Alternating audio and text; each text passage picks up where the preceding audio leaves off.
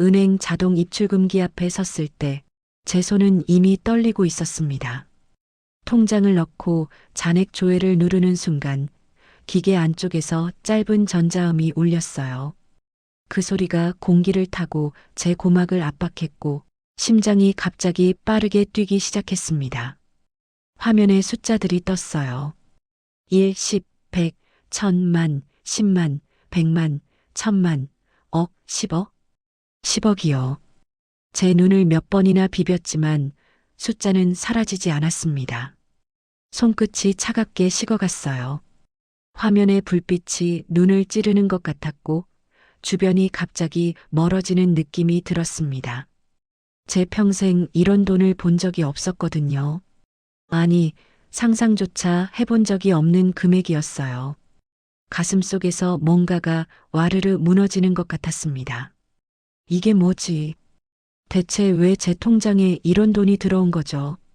옆 사람이 지나가는 인기척에 화들짝 놀라 영수증을 빼들었습니다. 종이를 쥔 손이 부들부들 떨렸어요. 입금자 이름 칸에는 김모 씨라고만 적혀 있었습니다. 그 이름을 보는 순간 사흘 전 그분의 얼굴이 떠올랐어요. 재활용 집화장 앞에서 만난 할머니, 파지를 끌고 가시던 그분 말이에요. 그때 느꼈던 그 따뜻함이 지금은 왜 이렇게 무겁게 느껴지는지 모르겠어요. 사흘 전이었어요. 동네 재활용 집화장 앞을 지나는데 허리가 많이 굽으신 할머니 한 분이 큰 수레를 끌고 가시는 게 보였습니다. 수레 위에는 묶어놓은 신문지랑 골판지가 가득 쌓여 있었어요. 할머니는 한 발 한 발 힘겹게 수레를 밀고 계셨죠. 몇 걸음 가다가 멈추시고 또 몇 걸음 가다가 허리를 펴시고 그 모습이 참 안쓰러워 보였습니다. 제가 다가가서 조심스럽게 말을 걸었어요. 할머니, 제가 좀 도와드릴까요? 할머니는 고개를 들어 저를 보시더니 손사래를 치셨습니다. 괜찮다고 혼자 할 수 있다고 하시더라고요. 근데 제 눈에는 정말 힘들어 보이셨어요. 그래서 한 번 더 말씀드렸습니다. 어차피 저도 이쪽 방향으로 가는 길이라고 같이 가면 되니까 괜찮다고요. 거짓말이었지만요. 저는 반대편으로 가던 참이었거든요. 할머니는 잠시 망설이시다가 결국 고개를 끄덕이셨어요. 그분의 눈가에 주름이 더 깊어지는 게 보였습니다. 감사하다는 표정이었어요. 수레를 함께 밀며 집화장까지 걸어갔습니다. 생각보다 무거웠어요. 할머니 혼자 이걸 끌고 다니셨다니 정말 대단하시다는 생각이 들었습니다. 걸으면서 할머니께서 몇 마디 건네셨어요. 요즘 같은 세상에 이런 분이 있다니. 그 말씀을 들으니 괜히 뿌듯했습니다. 별일도 아닌데 말이에요. 그냥 좀 도와드린 것뿐인데 할머니는 계속 고맙다고 하셨어요. 손을 꼭 잡으시더라고요. 할머니의 손이 참 차갑고 거칠었어요. 오랜 세월 고생하신 손이라는 게 느껴졌습니다. 그 촉감이 묘하게 가슴에 남았어요. 집화장에 도착해서 파지를 내려드렸습니다. 할머니는 몇 번이나 허리를 굽혀 인사하셨어요. 제가 손을 저으며 괜찮다고 건강하시라고 인사를 드렸습니다. 그냥 그렇게 헤어질 줄 알았어요. 근데 할머니가 가방에서 작은 봉투를 하나 꺼내시더라고요. 이거라도 받아달라고 하시면서 제 손에 쥐어주셨습니다. 아니라고 괜찮다고 손사래를 쳤지만 할머니는 꼭 받아달라고 간곡하게 부탁하셨어요. 그 눈빛을 보니 거절할 수가 없었습니다. 봉투가 참 가벼웠어요. 별거 아니겠거니 싶어서 그냥 받았습니다. 집에 돌아와서 봉투를 열어봤어요. 안에는 10,000원짜리 지폐 5장이 들어 있었습니다.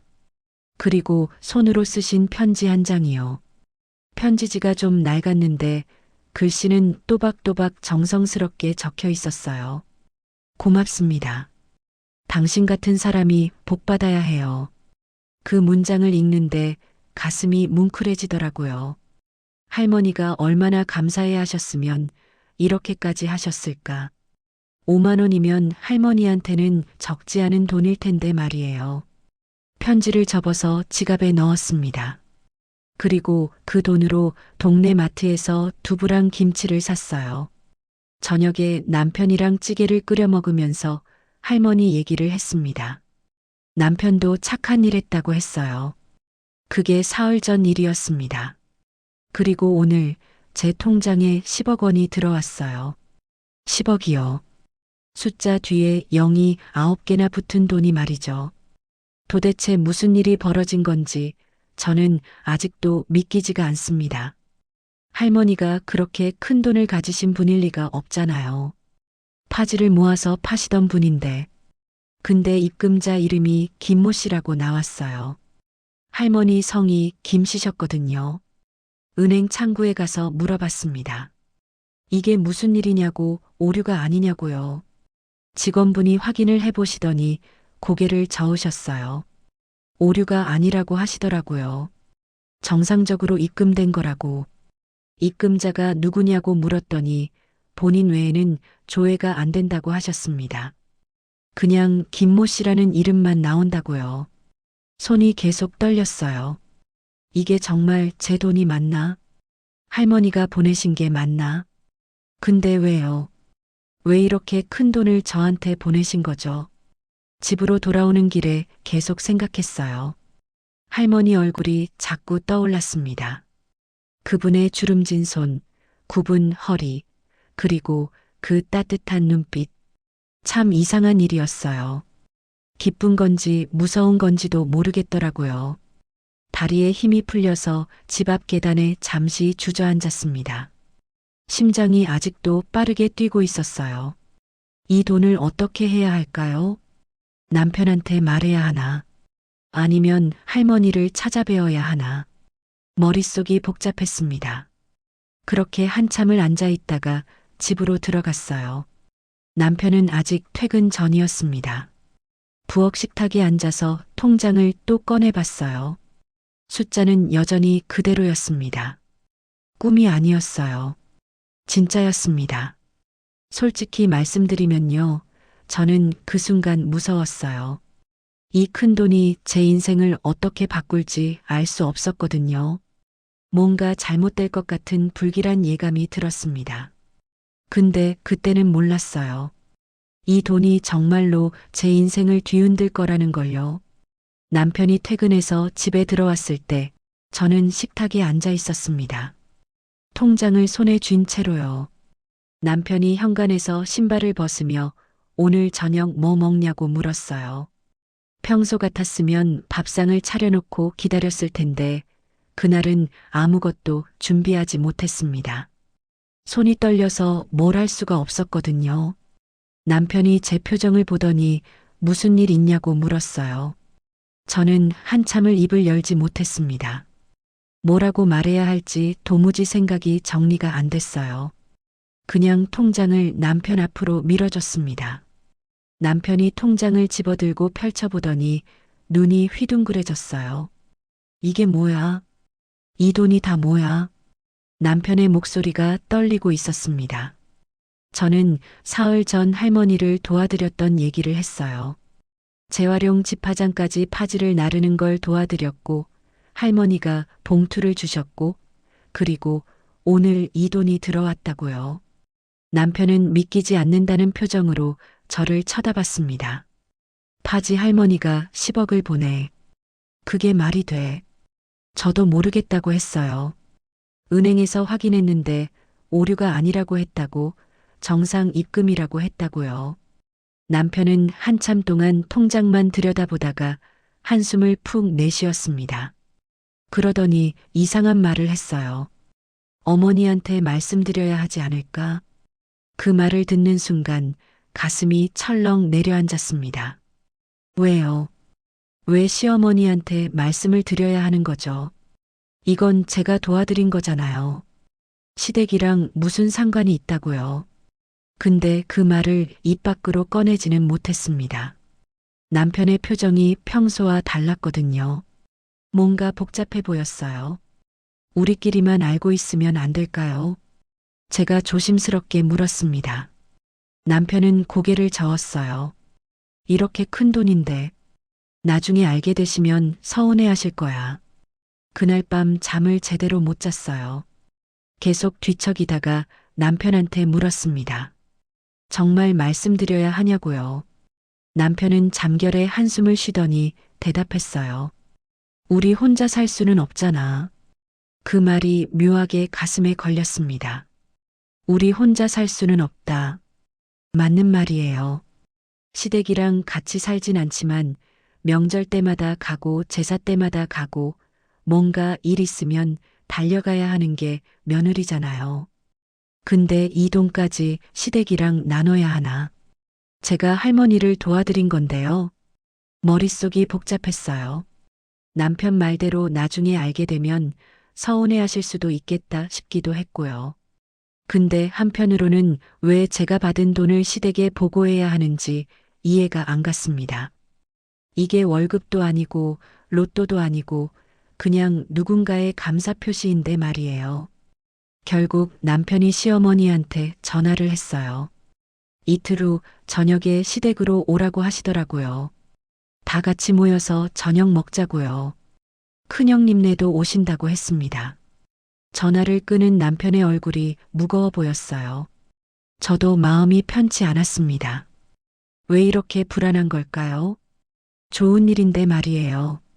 10억이라는 돈이 들어왔는데 기쁘기는커녕 자꾸 두려움이 밀려왔습니다. 뭔가 잘못될 것 같은 예감이요. 이틀 뒤 저녁 시댁에 갔습니다. 시어머니가 상을 차려놓고 계셨어요. 큰형님네 부부도 이미 와 계셨고요. 저희가 들어서자 시어머니가 반갑게 맞아주셨습니다. 평소보다 조금 더 다정한 것 같았어요. 큰형님도 웃으며 인사했고요.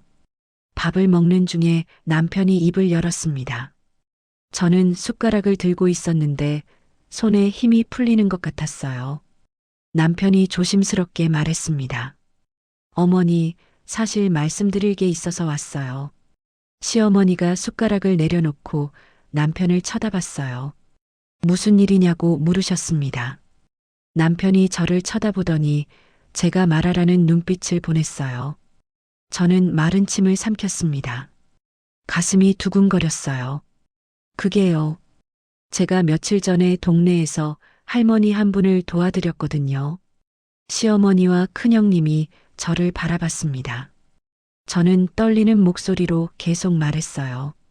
파지를 나르시는 걸 도와드렸고 할머니가 고마워하셨고 그런데 며칠 뒤에 제 통장에 돈이 입금됐다고요. 10억 원이요. 말하는 순간 가슴이 철렁 내려앉는 느낌이 들었습니다. 왜 이렇게 말하기가 힘든 걸까요? 제가 뭘 잘못한 것도 아닌데 말이에요. 시어머니의 눈이 커졌어요. 큰형님도 놀란 표정으로 저를 쳐다봤습니다. 한동안 식탁이 조용했어요. 아무도 말이 없었습니다. 그 침묵이 참 길게 느껴졌어요. 시어머니가 먼저 입을 열었습니다. 어머, 그래. 잘 됐네. 목소리에 특별한 감정이 없었어요. 그냥 담담했습니다. 근데 시어머니의 시선이 잠깐 제 쪽으로 왔다가 통장이 있을 법한 제 가방 쪽으로 향하는 게 느껴졌어요. 아주 짧은 순간이었지만 저는 그걸 놓치지 않았습니다. 큰형님이 웃으며 말했어요. 동생, 축하해. 근데 그 할머니가 누군데? 파지 할머니가 그렇게 큰 돈을 보내. 제가 모르겠다고 했어요. 은행에서도 확인이 안 됐다고, 입금자가 김모 씨라고만 나왔다고요. 큰형님이 고개를 끄덕이며 신기하다는 표정을 지었습니다.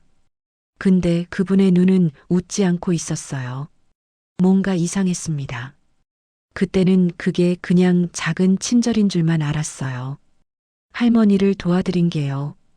근데 지금 생각해보면 그게 제 인생에서 가장 큰 선택이었던 것 같아요. 그 선택이 이렇게 많은 걸 바꿔놓을 줄은 정말 몰랐습니다. 저녁을 먹고 설거지를 하러 부엌으로 갔어요. 시어머니가 먼저 들어가시고 저는 뒤따라 들어갔습니다. 거실에서는 남편이랑 큰형님 부부가 이야기를 나누고 있었어요. 제가 접시를 씻고 있는데 거실에서 목소리가 들렸습니다. 작은 목소리였지만 들렸어요. 큰형님이랑 시어머니가 속삭이는 소리였습니다. 억단이라며 저 애가 뭐냈다고. 시어머니의 목소리였어요. 낮고 차가웠습니다. 큰형님이 뭐라고 대답하는 소리도 들렸는데 정확히는 안 들렸어요. 제 손이 멈췄습니다. 접시를 쥔 손에서 힘이 빠졌어요. 그때 큰형님이 웃는 소리가 들렸습니다.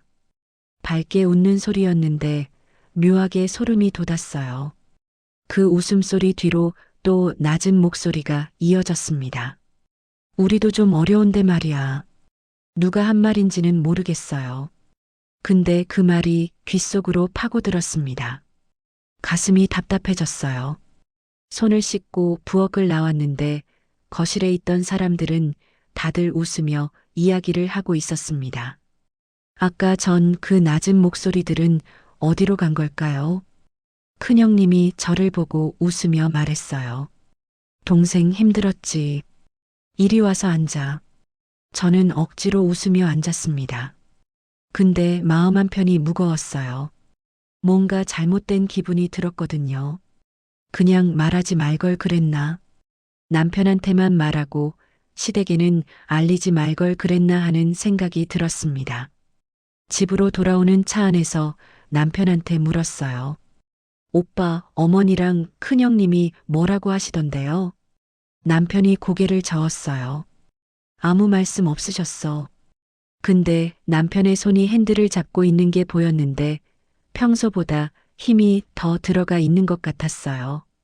손마디가 하얗게 보일 정도로요. 남편도 뭔가 느낀 게 있는 걸까요? 집에 와서도 잠이 안 왔습니다. 계속 시어머니의 그 목소리가 귓가에 맴돌았어요. 저 애가 뭘 했다고. 뭘 했냐고요. 제가 할머니를 도와드린 거잖아요. 그게 뭐가 잘못됐나요? 근데 왜 자꾸 제가 뭔가 잘못한 것 같은 기분이 드는 걸까요? 불안했어요. 앞으로 무슨 일이 벌어질지 모르겠다는 생각이 들었습니다. 이 돈이 정말로 제 거 맞나? 제가 이 돈을 받을 자격이 있나? 자꾸 그런 생각이 들었어요. 시댁에서 돌아온 그날 밤부터 며칠간은 참 이상했어요. 집이 너무 조용했거든요. 남편도 말이 없었고 저도 할 말이 없었습니다. 뭔가 불길한 예감 같은 게 계속 가슴속에 맴돌았어요. 폭풍 전야 같은 느낌이랄까요? 남편은 평소보다 늦게 퇴근했어요. 회식이 있다고 했는데 목소리에 힘이 없었습니다. 저는 혼자 저녁을 먹고 설거지를 하고 거실에 앉아 텔레비전을 켰어요. 근데 화면에서 뭘 하는지 하나도 안 들어왔습니다. 머릿속이 복잡했거든요. 할머니 생각이 자꾸 났어요. 그분은 지금 어디 계실까? 왜 저한테 그렇게 큰 돈을 보내신 걸까? 그냥 고마워서였을까요? 아니면 다른 이유가 있는 걸까요? 모르겠어요. 아무것도 모르겠더라고요. 거실이 너무 조용했습니다. 시계 초침 소리만 똑딱똑딱 들렸어요. 그 소리가 유난히 크게 느껴졌습니다. 참 이상한 기분이었어요. 좋은 일이 생겼는데 왜 이렇게 불안한 건지요. 다음 날 아침 정리를 하다가 문득 할머니가 주신 봉투가 생각났어요. 그 봉투를 어디에 뒀더라. 서랍을 뒤지다가 찾았습니다. 10,000원짜리 지폐는 이미 썼고 손편지만 지갑에 넣어뒀었거든요. 근데 봉투를 다시 보니까 뭔가 더 들어있는 것 같았어요. 봉투를 흔들어 보니 작은 종이 한 장이 떨어졌습니다. 명함이었어요. 하얀 바탕에 금색 글씨로 이름이 적혀 있었습니다. 김영희 회장. 그 밑에는 대한실업그룹이라고 적혀 있었고요. 손이 멈췄어요. 대한실업그룹. 그게 어디서 많이 들어본 이름인 것 같았습니다. 저는 얼른 휴대폰을 꺼내서 검색을 했어요. 그룹 이름을 치자마자 기사들이 주르륵 떴습니다. 재벌 그룹이었어요. 건설, 유통, 금융까지 하는 큰 그룹이었습니다. 김영희 회장은 창업주였고요. 일은 평생을 근검절약하며 회사를 키워왔다는 기사가 보였어요. 최근에는 건강이 안 좋아서 병원에 계신다는 내용도 있었고요. 가슴이 쿵하고 내려앉는 느낌이었습니다. 파지 할머니가 재벌 회장이었다고요. 그럼 그날 제가 도와드렸던 게 진짜 파지를 모으신 게 아니라 아니에요. 분명 파지를 끌고 계셨어요. 제 눈으로 똑똑히 봤습니다. 근데 왜요? 왜 회장님이 그런 일을 하고 계셨던 걸까요? 이해가 안 갔어요. 머리가 복잡했습니다. 명함을 들여다봤어요. 전화번호도 적혀 있었습니다. 전화를 해봐야 하나? 할머니한테 여쭤봐야 하나? 근데 뭐라고 말씀드려야 할지 모르겠더라고요. 감사하다고 해야 하나? 아니면 왜 이렇게 큰 돈을 보내셨냐고 물어봐야 하나? 손이 떨렸어요. 명함을 다시 봉투에 넣고 서랍에 넣었습니다. 일단 생각을 좀 해봐야겠다 싶었어요. 그날 저녁 시어머니한테서 전화가 왔습니다. 내일 시댁에 오라고 하셨어요. 할 얘기가 있다고요.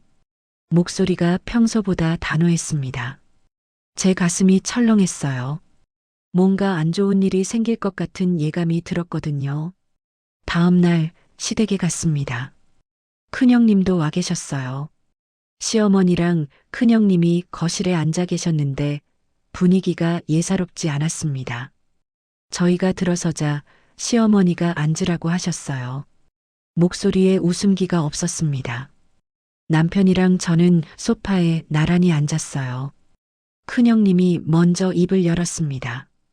동생, 시댁 살림이 어려운 거 알지? 갑작스러운 말에 제가 깜짝 놀랐어요. 큰형님이 계속 말을 이었습니다. 우리도 요즘 장사가 안 돼서 많이 힘들어. 애들 학원비도 밀렸고, 그러니까 말인데. 큰형님이 잠깐 말을 멈추고 저를 쳐다봤어요. 그 눈빛이 날카로웠습니다. 가족끼리 돕는 게 당연하지 않냐? 가슴속에서 뭔가가 뜨겁게 치밀어 올랐어요. 뭐라고요? 지금 저한테 돈을 달라는 건가요? 제가 받은 돈을요. 입술을 깨물었습니다. 시어머니가 말씀하셨어요. 우리도 좀 어려워서 말인데 내가 받은 그 돈 조금만 나눠주면 안 되겠니? 조금만이요. 조금이 얼마인데요? 제 목에서 말이 안 나왔습니다. 남편을 쳐다봤는데 남편도 고개를 숙이고 있었어요. 아무 말도 안 했습니다. 큰형님이 웃으며 말했어요. 동생도 이해하지. 우리가 무리한 부탁하는 거 아니잖아. 가족인데. 가족. 그 말이 가슴에 박혔습니다. 가족이니까 당연히 나눠야 한다는 건가요? 제가 할머니를 도와드린 건데요. 시댁이 뭘 했다고요? 시어머니가 말씀하셨어요. 시댁 식구가 있었으니까 내가 그 할머니를 도울 수 있었던 거 아니겠니? 혼자 사는 것도 아니고. 그 말을 듣는 순간 숨이 막혔습니다. 무슨 말씀이세요? 시댁이 있어서 제가 할머니를 도왔다고요. 그게 무슨 논리인가요? 제 머릿속이 하얘졌어요. 집으로 돌아오는 차 안은 조용했습니다. 남편한테 물었어요. 오빠, 어머니 말씀 어떻게 생각해요? 남편이 한참 동안 대답을 안 하더니 입을 열었어요. 글쎄, 우리 형편도 어렵긴 하니까. 그 말에 가슴이 답답해졌습니다. 남편도 그렇게 생각하는 거예요. 제가 시댁한테 돈을 줘야 한다고요. 손이 차갑게 식어갔어요. 남편의 손을 쳐다봤는데 핸들을 잡은 손이 떨리고 있었습니다. 남편도 힘든가 봐요. 집에 도착했을 때 제 마음속에는 여러 감정이 뒤섞여 있었어요. 억울함, 분노, 서러움. 돈이 들어온 순간부터 제 주변 사람들이 낯설게 보이기 시작했어요. 남편도, 시어머니도, 큰형님도요. 다들 돈만 보는 것 같았습니다. 저는 안 보이고요. 그날 밤 낯선 번호로 전화가 왔습니다. 이 시간에 누구지? 망설이다가 받았어요. 여보세요. 전화기 너머로 정중한 목소리가 들렸습니다. 혹시 며칠 전에 재활용 집화장에서 할머니를 도와주신 분 맞으십니까? 제 심장이 빠르게 뛰기 시작했어요. 누구세요? 저는 김영희 회장님 비서실에서 일하는 사람입니다. 회장님께서 당신을 꼭 만나보고 싶어 하십니다. 할머니가 저를 만나고 싶어 하신다고요. 손이 떨렸습니다. 왜요? 왜 저를 만나고 싶어 하시는 거죠? 비서가 말했어요. 내일 오후에 시간 되시면 병원으로 와주실 수 있으십니까? 회장님께서 직접 말씀하실 게 있으시답니다. 저는 떨리는 목소리로 대답했어요. 네, 가겠습니다. 전화를 끊고 나니 온몸에 힘이 풀렸습니다. 소파에 주저앉았어요. 할머니를 만나면 뭐라고 말씀드려야 할까요? 고맙다고 해야 하나? 아니면 왜 이렇게 큰 돈을 보내셨냐고 물어봐야 하나? 그리고 시댁 얘기는 해야 하나 말아야 하나? 머리가 복잡했습니다. 근데 한편으로는 궁금했어요. 할머니가 왜 저를 만나고 싶어 하시는지, 무슨 말씀을 하시려는 건지요. 밤새 잠을 설쳤습니다. 내일이 되면 뭔가 달라질 것 같은 예감이 들었어요. 좋은 쪽으로든 나쁜 쪽으로든요. 다음 날 아침 눈을 뜨자마자 오늘 할머니를 만난다는 생각이 들었어요. 가슴이 두근거렸습니다. 옷장을 열고 한참을 고민했어요. 뭘 입고 가야 할까? 너무 화려하면 이상하고 너무 초라해도 안 될 것 같고 결국 평소에 입던 단정한 블라우스랑 바지를 꺼내 입었습니다. 거울 앞에 섰어요. 거울 속 제 얼굴이 피곤해 보였습니다. 며칠 동안 제대로 못 자서 그런가 봐요. 눈 밑에 그늘이 져 있었어요. 화장을 좀 해야겠다 싶었습니다. 손이 떨려서 립스틱을 제대로 바르기도 힘들었어요. 남편한테 오늘 병원에 다녀온다고 말했습니다. 남편이 누구 아프냐고 물었어요. 저는 할머니 만나러 간다고 했어요. 그 돈 보내주신 할머니요. 남편의 얼굴이 굳어지더니 조심하라고 했습니다. 무슨 말인지는 모르겠지만요. 집을 나서는데 다리에 힘이 안 들어갔어요. 오늘 할머니를 만나면 뭔가 달라질 것 같았습니다. 좋은 쪽으로요. 그날 아침은 참 평화로웠어요. 제가 그걸 깨뜨릴 줄도 모르고 말이에요. 병원은 강남 쪽에 있는 큰 병원이었습니다. 로비에 들어서니 사람들이 많았어요. 안내 데스크에서 비서실에 연락했더니 곧 누가 내려온다고 했습니다. 기다리는 동안 손을 계속 주물렀어요. 손바닥에 땀이 났습니다. 잠시 후 정장을 입은 여자분이 오셨어요. 정중하게 인사하시더니 자신을 비서라고 소개했습니다. 따라오시라고 하셨어요. 엘리베이터를 타고 6층으로 올라갔습니다. 복도를 지나 조용한 카페 같은 곳으로 안내받았어요. 특실 환자들 가족이 쉬는 공간인 것 같았습니다. 비서분이 자리를 권하시며 커피를 따라주셨어요. 저는 떨리는 손으로 커피잔을 받았습니다. 비서분이 입을 여셨어요. 먼저 회장님을 대신해서 감사 인사를 드립니다. 그날 정말 고마우셨답니다. 저는 아니라고 손사래를 쳤어요. 별일 아니었다고요. 비서분이 미소를 지으며 말을 이었습니다. 회장님께서 제게 말씀하셨어요. 일은 평생을 살면서 그렇게 순수한 마음을 가진 사람은 처음 봤다고요. 그 말에 제 눈시울이 뜨거워졌어요. 할머니가 그렇게 생각하셨다니요. 비서분이 계속 말씀하셨습니다. 할머니는 젊은 시절부터 정말 힘들게 사셨대요. 아무것도 없는 상태에서 시작해서 손수 회사를 키우셨다고 합니다. 일은 평생 근검절약하며 사업만 하셨대요. 가족도 없고 친구도 별로 없으셨답니다. 사업 말고는 아무것도 모르고 사셨다고요. 요즘 들어 건강이 많이 안 좋아지셨대요. 병원에 입원하신 지 몇 달 됐다고 하셨습니다.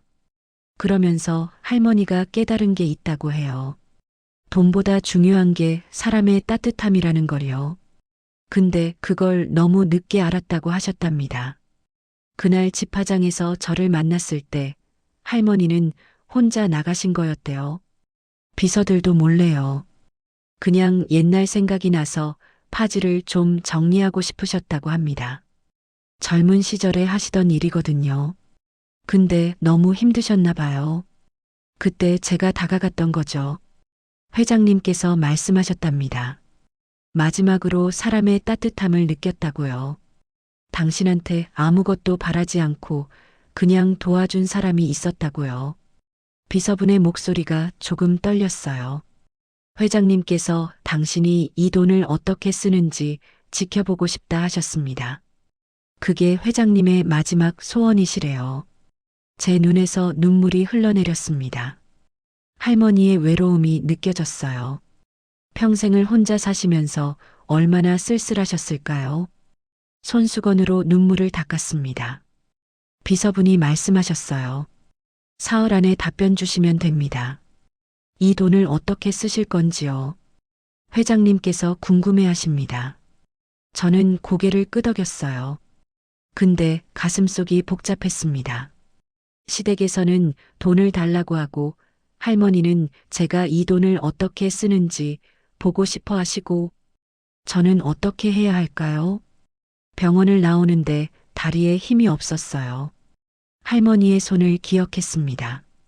그 차갑고 거친 손, 그 손에 담긴 외로움이 이제야 이해가 갔어요. 가슴이 먹먹했습니다. 집으로 돌아와서 소파에 앉았어요. 머릿속이 복잡했습니다. 할머니 얘기를 생각하니 눈물이 또 났어요. 저도 참 속물이죠. 돈만 생각했지 할머니의 마음은 생각 안 했으니까요. 그때 전화벨이 울렸습니다. 시어머니였어요. 오늘 저녁에 시댁으로 오라고 하셨습니다. 할 얘기가 있다고요. 또요. 또 무슨 얘기를 하시려는 걸까요? 가슴이 답답했어요. 저녁 시간에 시댁으로 갔습니다. 남편이랑 같이요. 문을 열고 들어가는데 시어머니랑 큰형님이 거실에 앉아 계셨어요. 두 분 다 표정이 굳어 있었습니다. 뭔가 심상치 않았어요. 시어머니가 앉으라고 하셨습니다. 저희는 소파에 앉았어요. 큰형님이 먼저 입을 열었어요. 동생, 우리가 생각을 좀 해봤는데 가슴속에 돌덩이가 얹히는 느낌이었습니다. 큰형님이 계속 말했어요. 우리 장사가 정말 안 돼서 말이야. 빚도 좀 있고, 그러니까 동생이 좀 도와줘야 할 것 같아. 시어머니가 말씀하셨어요. 그 돈 시댁하고 나눠야지. 제 귀를 의심했습니다. 나눠야 한다고요. 왜요? 왜 나눠야 하는데요? 입술을 깨물었어요. 큰형님이 웃으며 말했어요. 가족이잖아. 당연한 거 아니야. 당연하다고요. 뭐가 당연한 건데요? 제 손이 주먹으로 쥐어졌습니다. 시어머니가 날카로운 목소리로 말씀하셨어요. 내가 뭘 했다고 그 돈을 받을 자격이 있냐? 그 순간 제 머릿속에서 뭔가가 끊어지는 소리가 들렸습니다. 뭘 했냐고요? 제가 뭘 했냐고요? 가슴속에서 뜨겁게 치밀어 오르는 걸 느꼈어요. 참았어요.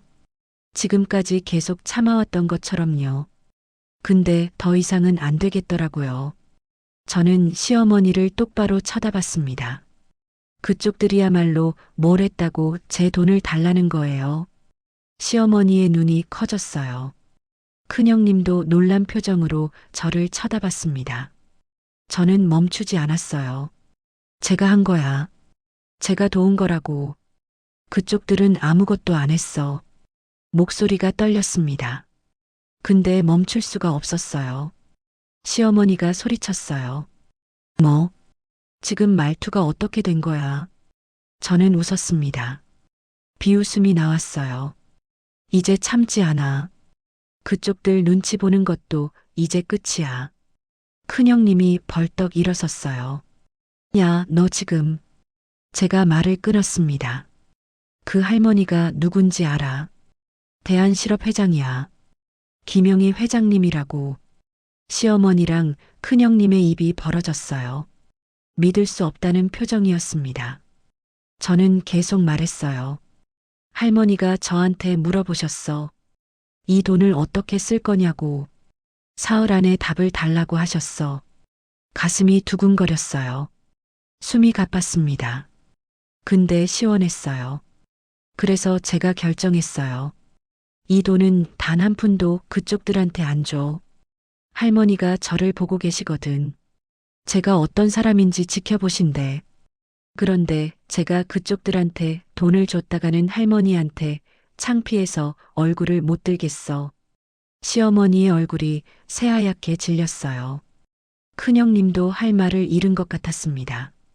제가 마지막으로 말했어요. 이 돈은 제 거예요. 그쪽들 거 아니야. 다시는 이 얘기 꺼내지 마. 남편을 쳐다봤어요. 남편은 고개를 숙이고 있었습니다. 손이 떨리고 있었어요. 저는 일어섰습니다. 먼저 갈게요. 시어머니가 뭐라고 소리쳤지만 듣지 않았어요. 집을 나왔습니다. 현관문이 닫히며 둔탁한 진동이 벽을 타고 전해졌고 그 떨림이 제 가슴 안쪽을 흔들었습니다. 계단을 내려가는데 다리가 후들거렸어요. 밖으로 나오니 차가운 공기가 얼굴을 때렸습니다. 숨을 크게 들이마셨어요. 손이 떨렸지만 가슴은 시원했습니다. 드디어 말했어요. 드디어 제 목소리를 냈어요. 이제 돌이킬 수 없겠죠? 근데 후회는 안 돼요. 하나도요. 한참 후에 남편이 나왔습니다. 남편의 얼굴이 굳어 있었어요. 뭐라고 말을 하려다가 입을 다물었습니다. 저희는 말없이 차에 탔어요. 차 안은 조용했습니다. 남편이 시동을 걸었어요. 저는 창밖을 봤습니다. 가로등 불빛이 스쳐 지나갔어요. 눈물이 날 것 같았지만 참았습니다. 울면 지는 것 같았거든요. 집에 도착했을 때 남편이 처음으로 입을 열었어요. 미안해. 고개를 돌려 남편을 봤습니다. 남편의 눈이 붉어져 있었어요. 내가 지켜주지 못해서 미안해. 그 말에 눈물이 터져버렸습니다. 남편이 저를 안아줬어요. 한참을 울었습니다. 억울해서 서러워서 그리고 조금은 후련해서요. 다음 날 아침 눈을 떴을 때 몸이 무거웠어요. 어제 일이 꿈이었으면 싶었는데 현실이더라고요. 시어머니한테 그렇게 말했던 게요. 그쪽들이라고 했던 게요. 이제 정말 돌이킬 수 없겠죠. 남편은 일찍 출근했어요. 아무 말도 안 하고 나갔습니다. 표정이 무거워 보였어요. 저도 뭐라고 말을 못 걸었습니다. 할 말이 없었거든요. 혼자 집에 남았어요. 거실에 앉아서 멍하니 창밖을 봤습니다. 햇살이 들어왔지만 방 안은 차가웠어요.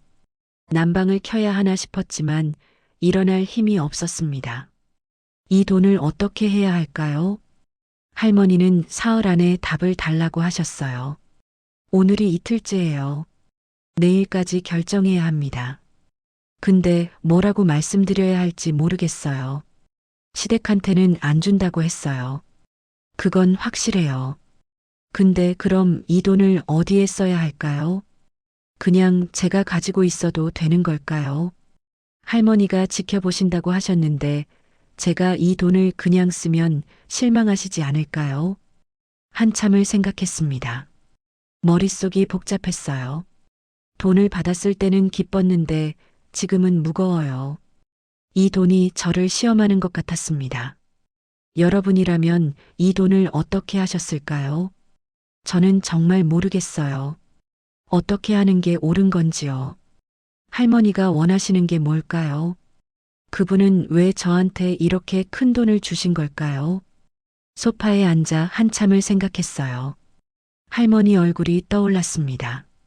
집화장에서 봤던 그 허리 굽은 모습, 차갑고 거친 손, 그리고 고맙다고 하시던 그 눈빛. 평생을 외롭게 사셨다던 말이 생각났어요. 그때 문득 깨달았습니다. 할머니가 원하시는 건 제가 좋은 사람이 되는 거구나.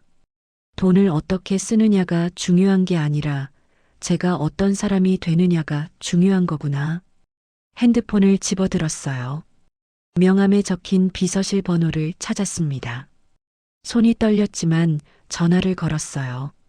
신호음이 몇 번 울리더니 비서분이 받으셨습니다. 저 어제 뵀던 사람인데요. 회장님을 뵙고 싶습니다. 비서분이 오늘 오후에 오시라고 하셨어요. 회장님께서 기다리고 계신다고요. 전화를 끊고 나니 가슴이 두근거렸습니다. 오늘 할머니를 뵙고 말씀드려야 해요. 제 결정을요. 옷장을 열고 또 한참을 고민했어요. 어제 입었던 옷을 또 입을까 싶다가 다른 옷을 꺼냈습니다. 검은색 니트랑 회색 바지요. 단정하면서도 편한 옷이었어요. 거울을 봤습니다. 어제보다는 얼굴이 좀 나아 보였어요. 화장을 하고 머리를 빗고 가방을 챙겼습니다. 명함이랑 지갑을 넣고요. 할머니가 주신 그 편지도 가져갔어요. 왜 그랬는지는 모르겠지만 그게 필요할 것 같았거든요. 집을 나서는데 손이 차가웠어요. 장갑을 끼고 나왔습니다. 버스를 타고 병원으로 향했어요. 창밖 풍경이 스쳐 지나갔지만 눈에 안 들어왔습니다. 계속 생각했어요. 뭐라고 말씀드려야 할까? 어떻게 시작해야 할까? 병원에 도착했습니다. 로비를 지나 엘리베이터를 탔어요. 버튼을 누르는 손이 떨렸습니다. 6층에 도착했어요. 복도를 걸어가는데 소독약 냄새가 코를 찔렀습니다. 그 냄새가 묘하게 긴장을 더하게 만들었어요. 비서분이 복도에서 기다리고 계셨어요. 반갑게 인사하시더니 따라오라고 하셨습니다. 복도 끝에 특실 병실 앞에 섰어요. 문 앞에서 잠깐 멈췄습니다. 심장이 빠르게 뛰었어요. 이 돈이 제게 준 건 행복이 아니라 시험이었던 거죠. 할머니는 제가 어떤 사람인지 보고 싶어 하셨던 거예요. 그래서 저는 통과하고 싶어요. 이 시험을요. 비서분이 문을 노크하고 열었습니다. 저는 숨을 깊이 들이마시고 안으로 들어갔어요. 병실 안은 조용했어요. 창으로 햇빛이 들어오고 있었습니다. 침대에 할머니가 누워 계셨어요. 사흘 전보다 많이 야위신 것 같았습니다. 얼굴이 창백하고 손도 더 가늘어 보였어요. 할머니가 눈을 뜨시더니 저를 보고 미소를 지으셨습니다. 그 미소에 눈물이 날 뻔했어요. 침대 옆 의자에 앉았습니다. 할머니가 가늘게 말씀하셨어요. 오셨구나. 목소리가 약하셨어요. 저는 고개를 끄덕이며 인사를 드렸습니다. 할머니, 안녕하세요. 할머니가 손을 내미셨어요. 저는 그 손을 잡았습니다. 손이 차가웠어요. 근데 따뜻한 느낌이 들었어요. 할머니가 물으셨어요. 그 돈 때문에 고생했다면서요. 비서분이 말씀드렸나 봐요. 저는 아니라고 했어요. 고생한 게 아니라 배웠다고요. 뭘 배웠는데요? 할머니가 미소를 지으시며 물으셨습니다. 저는 한참 생각하다가 대답했어요. 사람의 진심이 뭔지 알게 됐어요. 돈이 뭔지도요. 할머니가 눈을 감으셨어요. 고개를 끄덕이시더니 다시 눈을 뜨셨습니다. 그래서 어떻게 할 거예요? 저는 할머니를 똑바로 쳐다봤어요. 떨리는 목소리로 말했습니다. 제가 필요한 만큼만 쓰고 나머지는 할머니처럼 어려운 사람들 도울 거예요. 할머니의 눈가에 주름이 깊어졌어요. 웃고 계신 거였습니다. 할머니가 저한테 주신 건 돈이 아니라 용기였어요. 이제 저도 누군가에게 그런 사람이 되고 싶어요. 할머니처럼요. 할머니가 제 손을 꼭 쥐셨어요. 힘은 없었지만 따뜻했습니다. 잘 선택했어요. 그 말씀에 눈물이 흘러내렸어요. 참으려고 했는데 안 됐습니다. 할머니가 다른 손으로 제 손을 덮어주셨어요. 울지 마요. 이건 시작이에요. 끝이 아니라요. 저는 눈물을 닦으며 고개를 끄덕였습니다. 할머니가 말씀하셨어요. 당신 같은 사람이 많아지면 세상이 조금은 따뜻해지겠죠. 그 말이 가슴에 박혔습니다. 저는 그렇게 되고 싶었어요. 세상을 조금이라도 따뜻하게 만드는 사람이요. 한참을 할머니 손을 잡고 있었어요. 할머니는 눈을 감고 계셨지만 숨소리가 편안해 보였습니다. 저는 조용히 일어났어요. 할머니가 눈을 뜨시더니 말씀하셨습니다. 또 올 거죠? 네. 자주 뵈러 올게요. 할머니가 미소를 지으셨어요. 저는 인사를 하고 병실을 나왔습니다. 복도를 걸어 나오는데 다리에 힘이 들어갔어요. 어제까지 무거웠던 몸이 가벼워진 것 같았습니다. 비서분이 엘리베이터까지 배웅해 주셨어요. 고맙다고 인사를 했어요. 비서분이 말씀하셨습니다. 회장님께서 정말 기뻐하셨어요. 당신을 만나서요. 그 말에 또 눈물이 날 뻔했어요. 고개를 숙여 인사하고 엘리베이터를 탔습니다. 병원을 나오니 해가 기울고 있었어요. 하늘이 주황빛으로 물들어 있었습니다. 참 아름다웠어요. 오늘따라 세상이 예쁘게 보였습니다. 집으로 가는 길에 생각했어요. 이제 뭘 해야 할까? 작은 재단을 만들까? 할머니처럼 어려운 사람들을 도울 수 있는 곳을요. 파지 할머니들, 혼자 사시는 어르신들, 도움이 필요한 사람들한테 손을 내밀 수 있는 그런 곳이요. 가슴이 두근거렸어요. 처음으로 설레는 기분이 들었습니다. 이 돈으로 뭘 할 수 있을까 생각하니 기대가 됐어요. 집에 도착했을 때 남편이 먼저 와 있었어요. 거실에 앉아 있다가 저를 봤습니다. 제 얼굴을 보더니 물었어요. 할머니 만나고 왔어. 네. 뭐라고 하셨어? 저는 소파에 앉아서 남편한테 얘기했어요. 할머니와 나눴던 대화, 제가 내린 결정, 앞으로의 계획을요. 남편이 듣고 있다가 고개를 끄덕였습니다. 좋은 생각이야. 나도 도울게.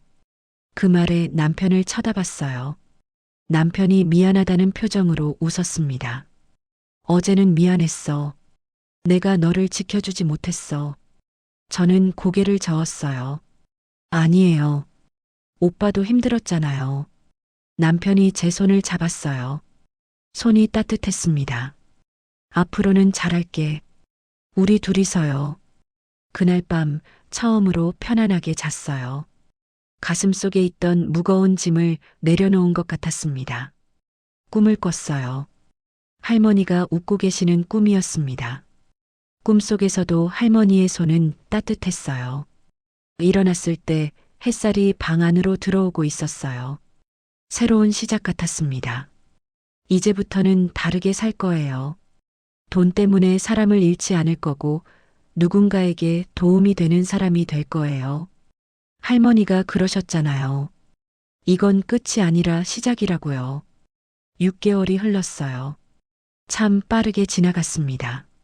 그 사이 많은 일이 있었어요. 작은 재단을 만들었어요. 이름은 따뜻한 손길 재단이라고 지었습니다. 할머니가 제게 내밀어 주신 그 손길처럼 저도 누군가에게 따뜻한 손을 내밀고 싶었거든요. 처음에는 어떻게 시작해야 할지 막막했어요. 남편이 많이 도와줬습니다. 서류도 같이 알아보고 변호사도 같이 만나고요. 생각보다 복잡했지만 하나씩 해나갔어요. 3달 정도 걸렸던 것 같아요.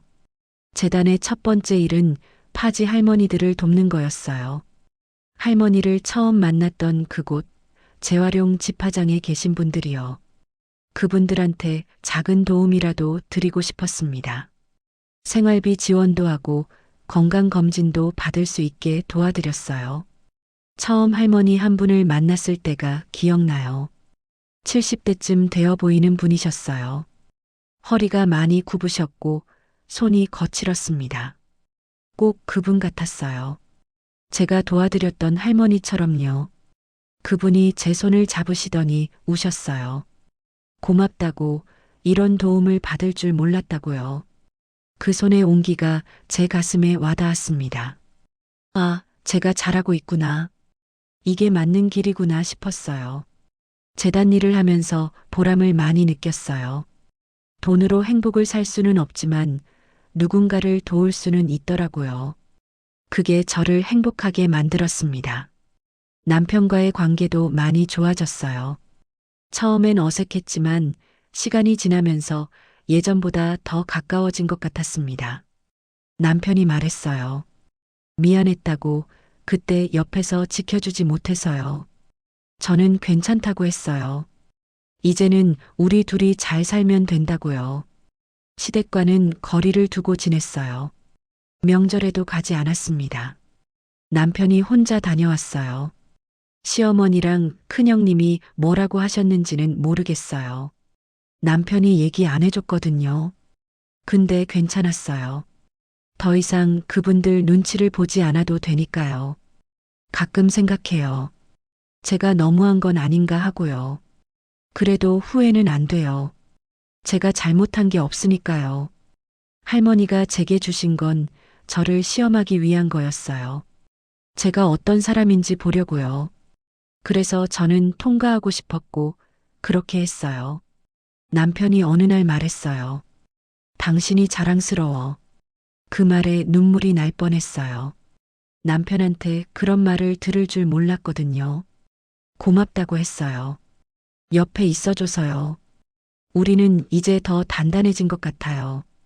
돈 때문에 흔들렸지만 그걸 이겨냈으니까요. 어느 날 딸아이가 학교에서 돌아왔어요. 초등학교 5학년인 딸이요.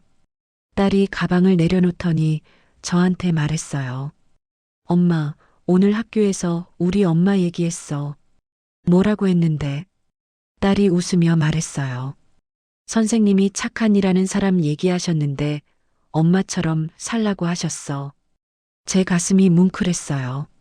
선생님이 그런 말씀을 하셨다니요. 딸이 제 손을 잡았어요. 작고 따뜻한 손이었습니다. 엄마, 난 엄마가 자랑스러워. 그 순간 눈물이 터져버렸어요. 딸을 꼭 안아줬습니다.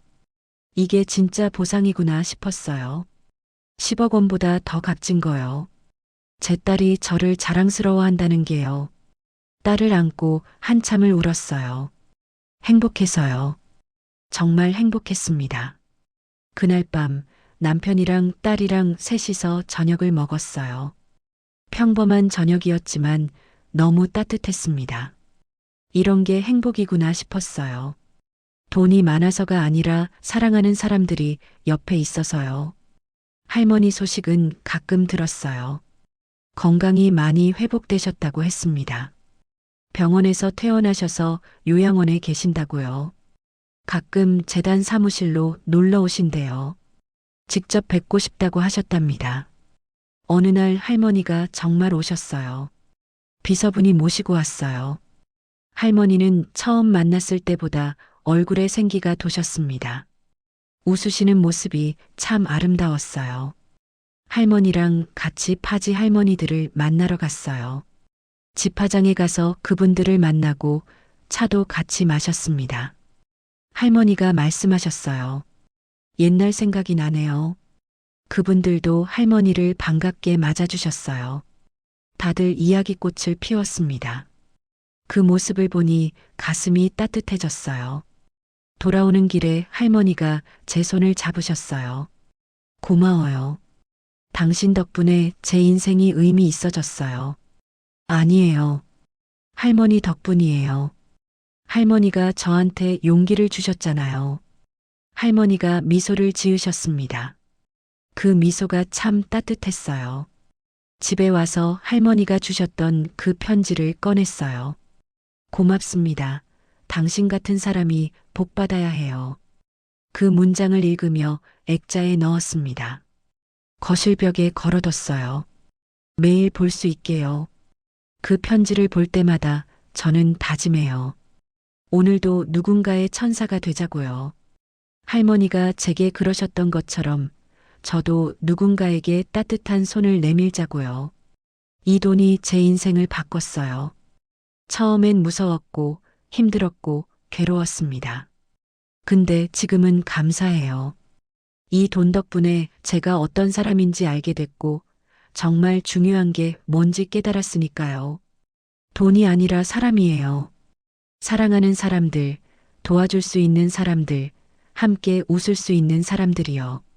가끔 생각해요. 그날 할머니를 그냥 지나쳤다면 어땠을까? 파지를 나르는 걸 못 본 척 했다면요. 아마 지금의 저는 없었겠죠. 그 작은 선택이 제 인생을 완전히 바꿔놓았으니까요. 감사해요. 할머니한테요. 그리고 그날의 저한테도요. 멈춰서서 도와드리기로 했던 그 선택이에요.